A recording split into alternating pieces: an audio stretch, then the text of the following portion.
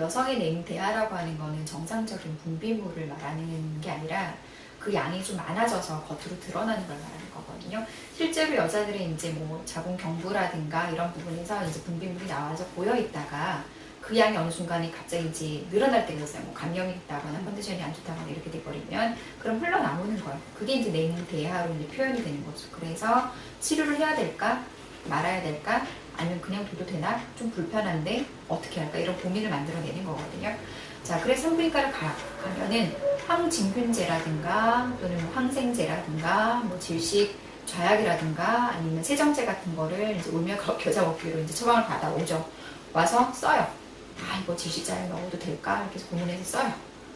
하는 동안에 좀 괜찮은 것 같아요. 좀 불편하긴 하지만. 그런데 끄니까 또 생겨요. 그게 계속 반복이 되는 거죠. 그러면 이제 몇 번 반복이 되게 되면은 예방적으로 1년에 한두 차례는 그걸 처방을 받아서 써라라고 또 처방을 받기도 해요.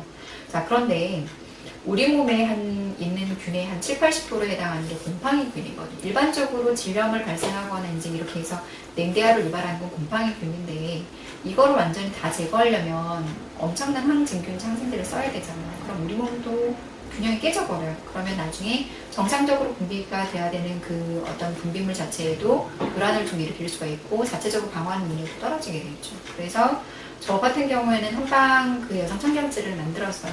그러니까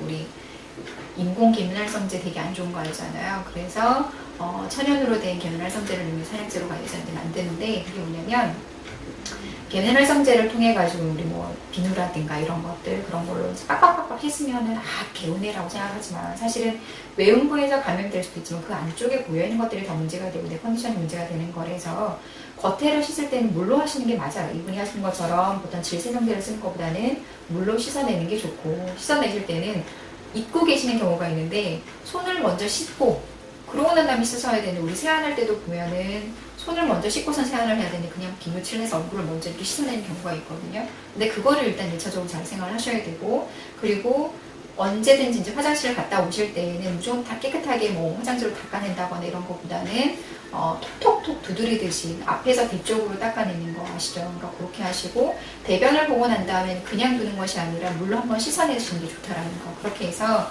좀 어느 정도의 청결을 유지하되 너무 과한 청결을 가지고 가시는 거는 별로라고 생각하시면 되세요.